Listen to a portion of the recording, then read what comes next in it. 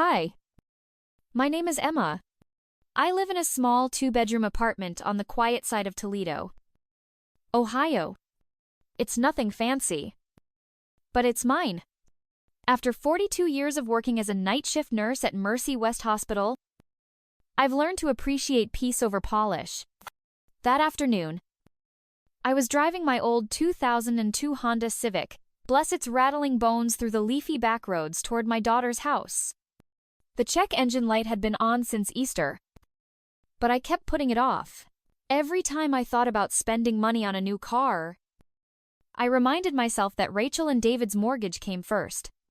They were still paying off that two-story home out in Ottawa Hills. I had helped with the down payment, and ever since, I've been quietly sending them $500 each month. For 6 years. No one else knew. Not even David. Far as I could tell, it wasn't about recognition. I just wanted my grandchildren to have a stable home. In the passenger seat, wrapped in a soft dish towel, was my peach cobbler. I'd spent the morning making it from scratch, the same recipe my mother used to bake when I was little. Rachel used to love it too, before her palate refined. But Logan and Maya, they still called it Grandma's magic pie. That alone made it worth the effort. As I pulled into the driveway, I caught myself gripping the steering wheel a little tighter. Every visit to Rachel's felt like walking into a storm you couldn't predict. Some days, she'd be warm. Other days, cold as January. Today, I hoped for warmth. I knocked 3 times. That was our little signal when she was a girl. I doubt she remembers. David opened the door. His face was thinner than I remembered. His eyes tired but kind. "Hey, Emma," he said, forcing a small smile. "Come on in. Rachel's in the kitchen." The house smelled like rosemary and garlic, the kind of scents you find in high-end restaurants. I stepped inside and noticed a brand new abstract painting over the mantel, swirling reds and golds in a thick black frame. Another expensive piece, I thought. Though just last month, Rachel had told me they weren't sure if they could afford Logan's football camp this summer. Grandma Logan barreled out of the living room like a rocket. 14 years old. All elbows and energy, with that same sparkle in his eyes I used to see in Rachel's when she was young. I wrapped my arms around him and breathed in the scent of whatever body spray he doused himself in. "I got an A in math," he beamed. "Well done, sweetheart." I reached into my tote bag and pulled out a small box. "These are for you. The noise-canceling headphones you wanted." His eyes lit up. But before he could say anything, Rachel's voice sliced through the air like a knife. "Mom, we talked about this," she said, stepping out of the kitchen with a dish towel over her shoulder. "You can't just buy them whatever they want.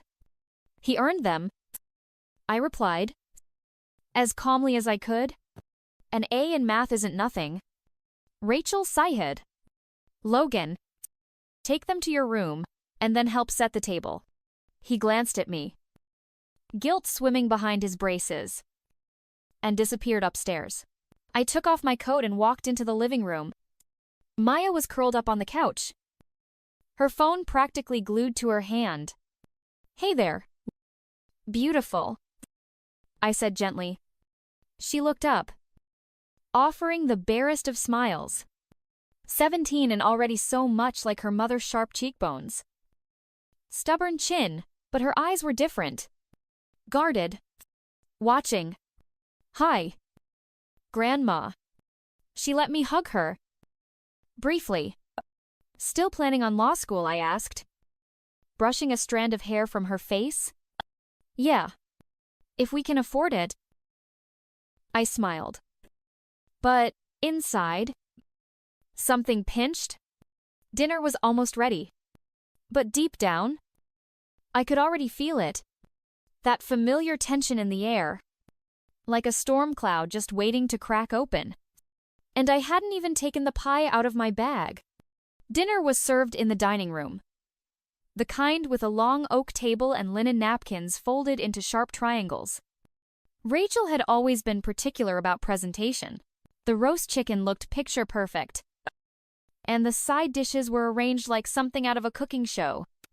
But despite the beauty on the surface, the tension sat thick in the air. You could taste it between bites.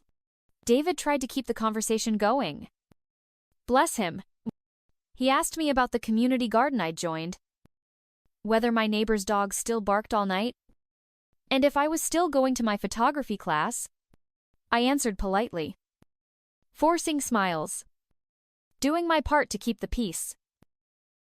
But Rachel, she barely looked up from her plate. She was somewhere else entirely, mentally ticking through to-do lists. Perhaps.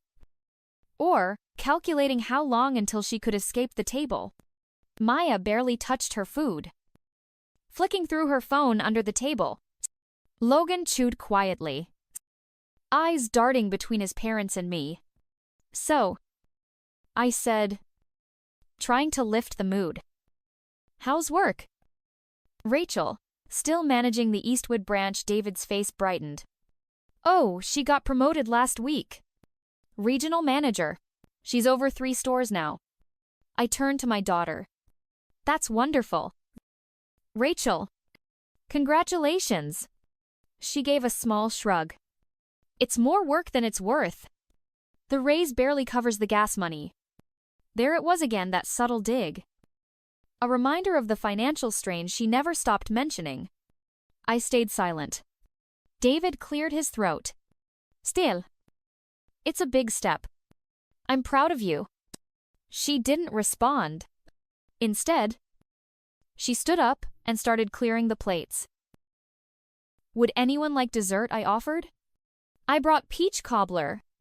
Fresh this morning. Logan perked up. Yes. Please, Grandma's cobbler is the best. Rachel didn't even turn around. Actually, we already bought tiramisu. Maybe next time. Mom, just let us know before bringing things. I looked down at my napkin, folding it slowly. My hands trembled just a bit. It's okay, I said. Tiramisu is fine too. Logan's voice cracked the silence. Can we have both? Rachel's tone sharpened. Let's just save the cobbler for breakfast. David glanced at me with something like guilt in his eyes. Maybe that's a good idea. So, the cobbler stayed in the bag, and my heart sank a little deeper. We moved on to dessert, though I couldn't taste anything. At some point, someone brought up Mother's Day. I should have seen it coming. It falls on my Sunday off this year, David said, thinking of doing something relaxing for once. Maybe sleep in. Rachel chuckled dryly. Yeah. Usually, I come home from the bakery dead on my feet. I might just want a quiet day. I smiled gently. I heard there's a festival at Liberty Park. Maybe we could all go. I could reserve a table at that Italian place you like, Lucio's. Suddenly, the room felt colder. Rachel and David exchanged a glance. She set her fork down and cleared her throat. Actually, Mom, she began carefully. We were planning to keep it simple this year. Just me, David, and the kids. A quiet family day. My smile faltered. But I thought I was family. David shifted in his chair. Of course you are. We just, no offense. Mom, Rachel interrupted. But you understand. Right. It's Mother's Day. I just want to enjoy it without feeling obligated. I opened my mouth, but no words came out. Rachel kept going, softly but firmly. This year, I'm celebrating with my kids. That's it. Silence settled across the table like dust. Logan looked down at his plate. Maya didn't look up at all. David rubbed his temples. clearly wishing he were anywhere else. I placed my napkin gently on the table. In that case, I won't keep you. Mom, don't be dramatic. Rachel muttered, still not meeting my eyes.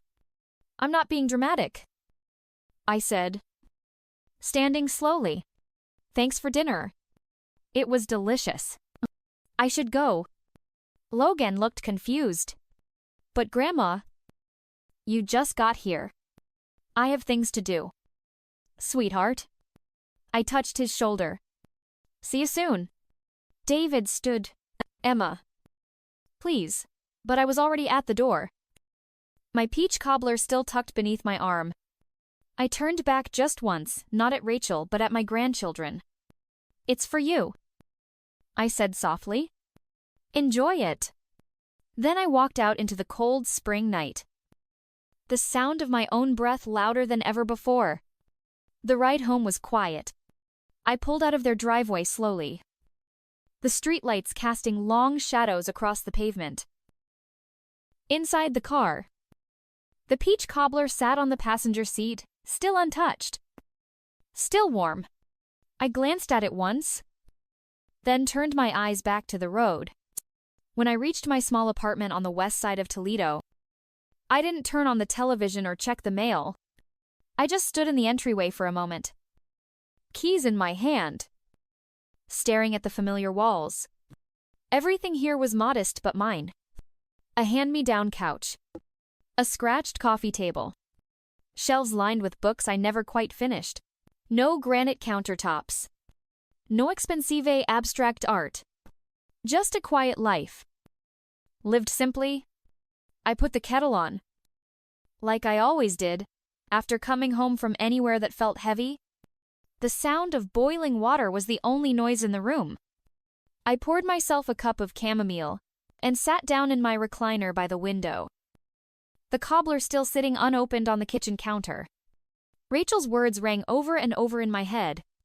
This year, I'm celebrating with my kids. That's it.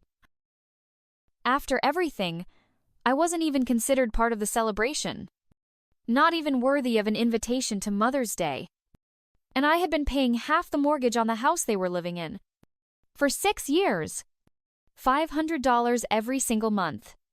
Quietly. Without fail. No conditions. No judgment.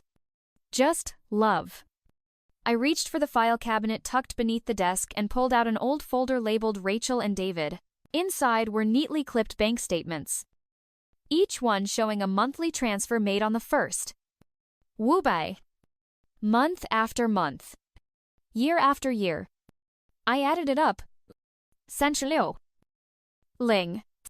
$36,000. I could have bought myself a better car. I could have taken that trip to Oregon I'd been dreaming about since I retired. I could have started treatment for my arthritis without worrying about copays.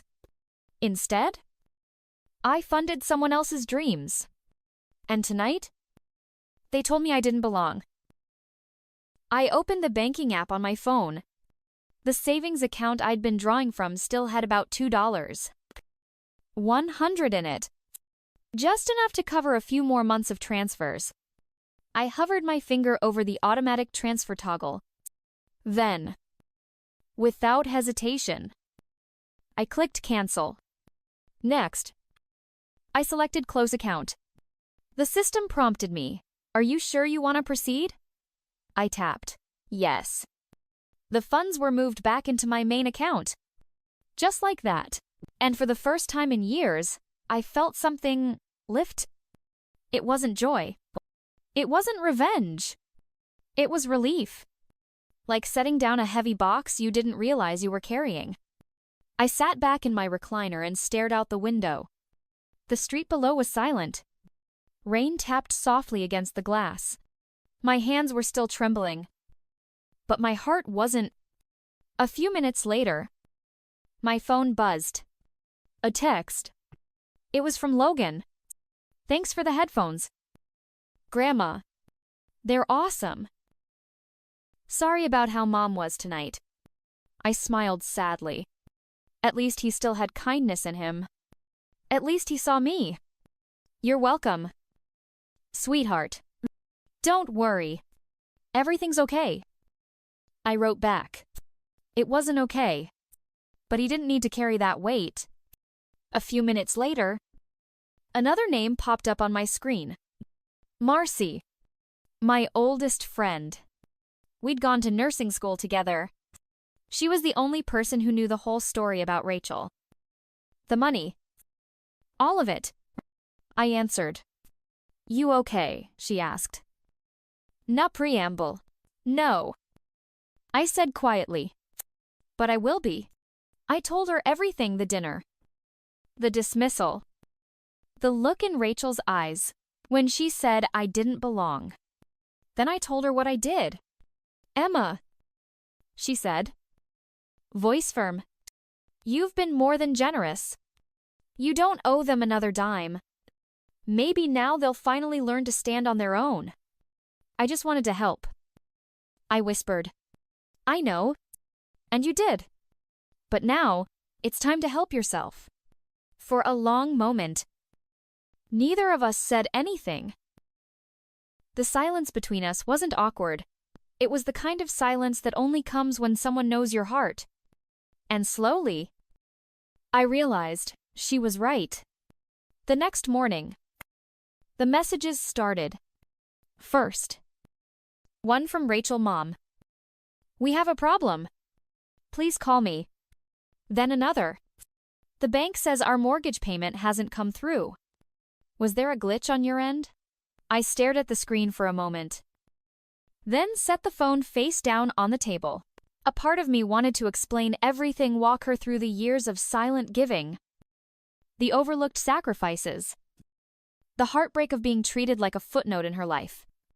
But another part of me, the part that was finally learning how to protect myself, stayed quiet. 10 minutes later, another message came in. Mom, please. This is serious. We don't have the funds right now.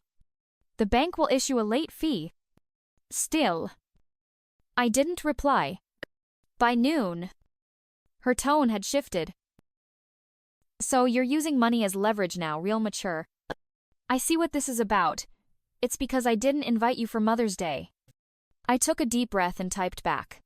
If I'm not considered part of the family on Mother's Day, then my money isn't either. Within seconds, she called. I let it ring. Then again, and again. Each time, I ignored it. It wasn't anger. It wasn't revenge. It was a boundary one I had never set before. By 2 p.m., I got a message from Maya Grandma. Is everything okay? Mom's been crying? And Dad looks mad. I'm just confused. I replied gently. Hi, sweetheart. Everything's fine. Your mom and I are working through something. You focus on your schoolwork. I love you. An hour later, Logan called. His voice was anxious. Rushed. Grandma. Mom said you stopped helping us with the house. Is that true? My heart broke a little at the thought of him being dragged into this. Logan, I said carefully. I've helped your family in many ways for a long time. But now it's time for your parents to handle things on their own. That has nothing to do with you or Maya. I'll always be here for you. He was quiet for a moment. I didn't know you helped with the house, he said. Mom always said she and Dad paid for everything. I smiled sadly. It's complicated, but you don't need to worry about that right now. Hey, hesitated. Will you still come to my game on Saturday? Of course, I said without missing a beat. I wouldn't miss it for the world.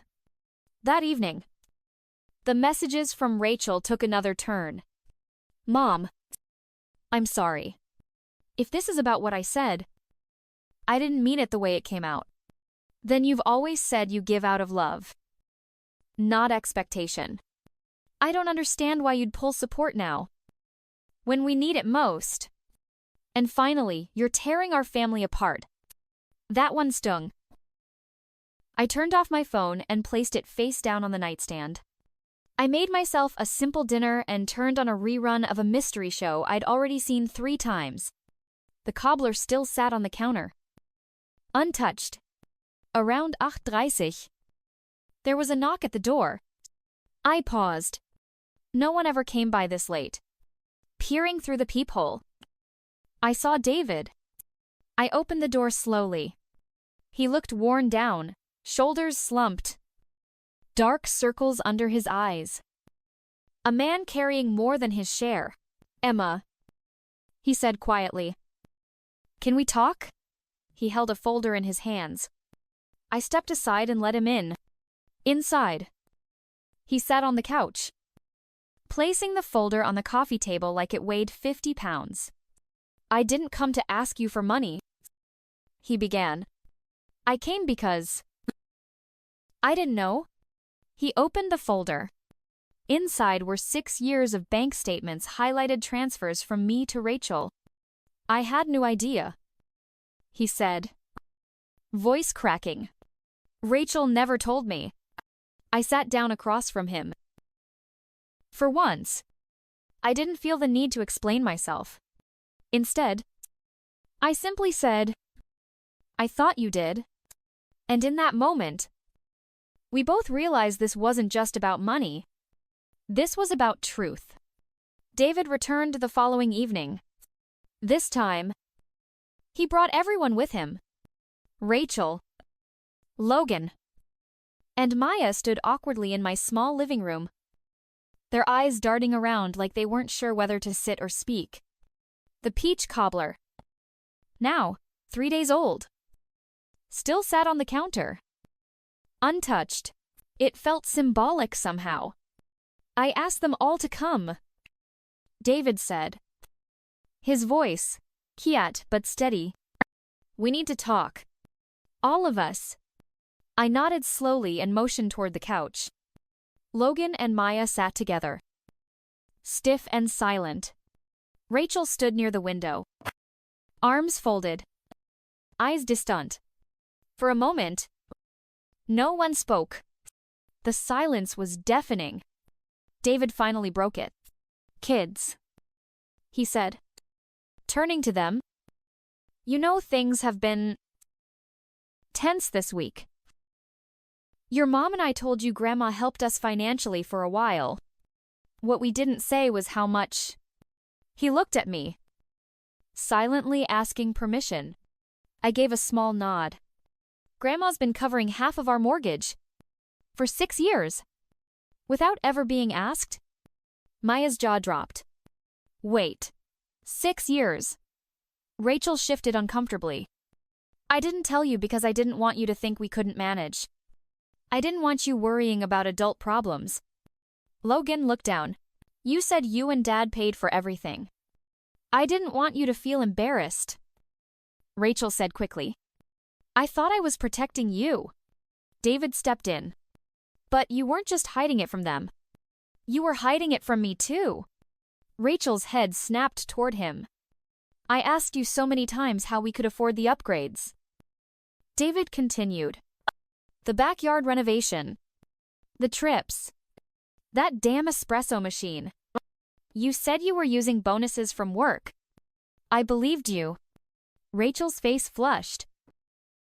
"Because I didn't want to feel like a failure." "David, you work so hard. I thought if you knew your wife couldn't carry her weight, you'd look at me differently." David shook his head, hurt in his eyes. "I wouldn't have looked at you differently. But I deserved the truth." A heavy silence fell again. Then Maya, in a voice more adult than I'd ever heard from her, asked, "So all the birthday gifts, the laptop, the camera, my choir trip, was that Grandma too?" Rachel didn't answer. Mom, Logan asked. Rachel looked away. I cleared my throat gently. "Yes. Sweetheart, I helped with those things. Why didn't you tell us?" Maya's voice cracked. Rachel took a breath. "Because I didn't want you to see me as dependent. Or worse, ungrateful." I looked at her. Truly looked at her for the first time, not as my daughter, but as a woman trying desperately to keep up with expectations she'd built in her own mind. "Rachel," I said softly, "I never gave you that money to control you. I gave it because I love you. But love shouldn't be invisible or buried in shame." She blinked, tears gathering. "I know. I didn't know how to handle all of it. I thought if I pretended everything was fine, it would be—" David reached for her hand. And for once, she didn't pull away. "I'm sorry, Mom," she said. "Not just for the money. For everything. For pushing you out. For making you feel like an outsider." I swallowed hard. "I'm not angry," I said. "I'm just tired. Tired of giving everything and still being made to feel like too much." Maya got up and walked over to me, wrapping her arms around my shoulders. "I love you, Grandma. I'm sorry I didn't know sooner." Logan followed, hugging me from the other side. "We love you. Always." Rachel stood silently for a long time before finally whispering, "Can we start over?" I nodded, holding both grandchildren close. "Yes?" I said, but this time, with honesty. And for the first time in a long time, I felt like family again. The following week was quiet. Rachel didn't call. Neither did the kids. And for once, I didn't reach out either. Not out of anger, but because I needed the silence. I needed to think. 3 days later, David showed up at my door again, this time with a manila envelope in hand and a serious look in his eyes. "I won't stay long," he said, "but there's something I'd like to propose." We sat at my small kitchen table, the scent of lemon tea steeping between us. He laid the envelope down and opened it with care. Inside were papers typed, neat, and neatly highlighted. "Our repayment plan," he said. I did the math. Over 6 years. "You gave us $36? Ling, I know we can't give it back all at once, but we can pay $200 a month. It'll take us about 15 years. But we want to do it." I looked at him, surprised and a little touched. "David, I didn't give you that money expecting it back." "I know," he replied gently. "But we need to do this. Not for you. For us?" Rachel and we talked. A lot. And we agreed that if we don't take responsibility now, we never will. I took a breath. "I don't want to make this a transaction," I said, "but I also understand what it means for your dignity. So, I have a different idea." David tilted his head, listening. "Instead of paying me back," I said, "what if you took that $200 a month and put it into a fund for Logan and Maya college? Life expenses. Whatever they need. That way, the money still goes towards something meaningful." He blinked, then nodded slowly. That's more than fair. I figure." I smiled. "If I spent 6 years helping you raise a house, maybe the next 6 can help raise their future." He reached across the table and took my hand. "Thank you, Emma, for everything. I mean it." That night, I slept easier than I had in months. A few days later, Rachel asked me to meet her for coffee. She chose a small cafe in the heart of town. Not one of those chain places, but a cozy corner spot with mismatched chairs and handwritten menus. She was already there when I arrived, her hands wrapped around a ceramic mug. She looked tired, but softer somehow. "Thanks for coming," she said. "I'm glad you asked." We sat in silence for a moment, sipping quietly. Then she spoke. I've been seeing a therapist, she said. Just started. I figured, I need help untangling some things. I looked at her gently. That's a brave step. She gave a small smile. I realized I've been carrying a lot of resentment. Toward you. Toward myself. For not becoming who I thought I should be. For needing help and hating that I needed it. I never wanted you to be anything but happy. I said, I know. She whispered. But sometimes love comes wrapped in expectations. And I confused that. I nodded slowly. We all bring our own baggage into motherhood. I never meant to make you feel small. And I never meant to make you feel invisible. For a moment, we just sat there. Two women. No longer mother and daughter. But equals. Trying to find a better way forward. I'd like to start again, Rachel said. With fewer secrets? With better boundaries? Maybe a little more grace? I'd like that too. She hesitated. And if it's not too late, I'd love for you to join us this year. For Mother's Day. I smiled. Only if I'm allowed to bring the peach cobbler. Rachel laughed, really laughed, and for the first time in years, it didn't sound forced. Deal. Mother's Day arrived with sunshine. The kind of clear, golden morning that made even the sidewalks look cheerful. I stood in my little kitchen, slipping on a pair of pearl earrings I hadn't worn in years. A peach cobbler, still warm, rested on the counter in its glass dish, wrapped in a towel, the way my own mother used to do it. This time, I wasn't bringing it as a peace offering. I was bringing it as a guest. When I pulled up to Rachel and David's house, something felt different. The porch swing swayed gently in the breeze, and the front door was wide open. Maya greeted me with a grin and a tight hug. Logan ran down the stairs, shouting, "Grandma's here," like it was the best thing that had happened all day. Rachel met me in the hallway with a nervous smile. She took the cobbler from my hands and said, "Smells like my childhood." Then added, "Thanks for bringing it. Logan's been asking about it since breakfast." The table was set with fresh flowers, cloth napkins, and simple ceramic plates. Not fancy, but welcoming. Real. It didn't feel like a show this time. It felt like family. During lunch, conversation flowed more easily than it had in years. Maya shared her plans for college applications, and Logan beamed while describing his last football game. David talked about a new project at work, and Rachel even cracked a few jokes. And no one checked their phone. After dessert, yes. The cobbler was a hit.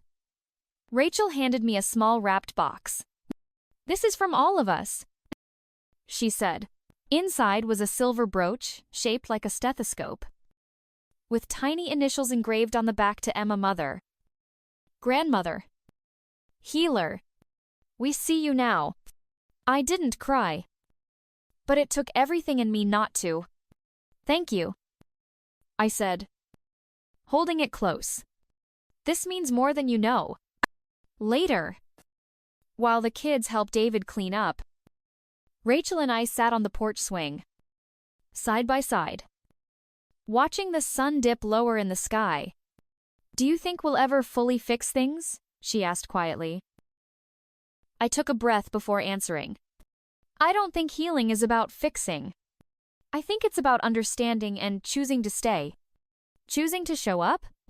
She nodded. "I'm trying." "I know you are. So am I." We sat in silence for a while. The kind that no longer felt heavy. "I want to keep that college fund going," Rachel said. "Every month. Even if it's just a little, it matters." "I'm proud of you," I replied. "Not because of the money, because you're choosing to build something better." Rachel looked at me, eyes soft. I wish I'd seen all this sooner. We all do. I smiled. But today is a good place to begin. As I drove home that evening, I passed by Liberty Park. Families were packing up picnic blankets, kids chasing bubbles in the fading light. I thought about how different this day could have been, how it almost was. But instead, I had been seen, heard, welcomed.